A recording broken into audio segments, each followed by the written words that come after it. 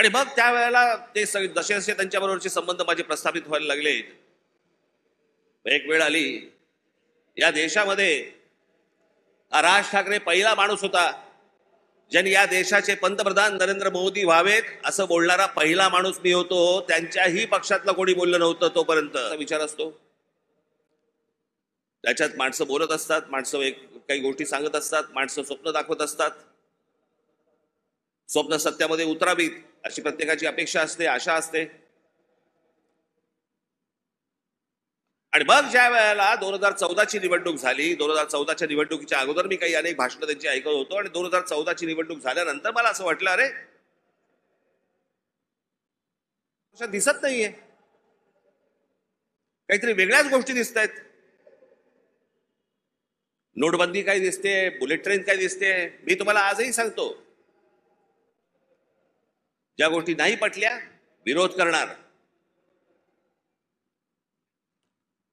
आणि ज्या माणसावरती सर्वाधिक विश्वास असतो, 30 वर्षानंतर राजीव गांधींची सत्ता आली होती 1984 साली, त्याच्यानंतर 20-30 वर्षानंतर एका माणसाच्या हातात या देशाचं बहुमत आलं.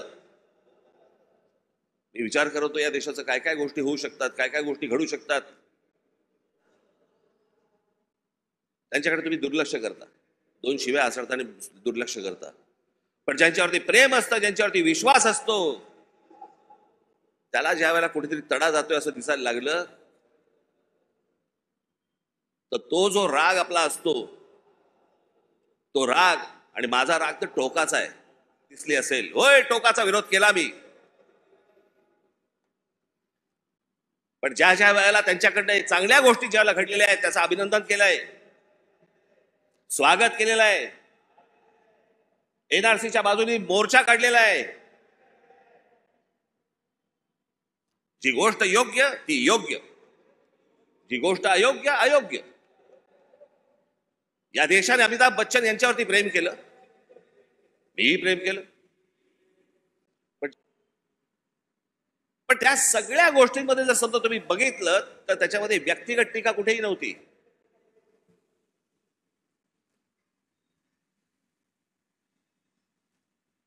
आज उद्धव ठाकरे आणि संजय राऊत ज्या प्रकारची टीका आज नरेंद्र मोदी आणि भारतीय जनता पक्षावरती करतायत, तशी माझी टीका नव्हती. मला काही नको होतं. मग ज्या वेळेला मी बोलत होतो त्यावेळेला खिशातले राजीनामे बाहेर काढून माझ्याबरोबर का नाही आलात? त्यावेळेला सत्तेत मिळणारा मलिदा चाटत बसले होते ना.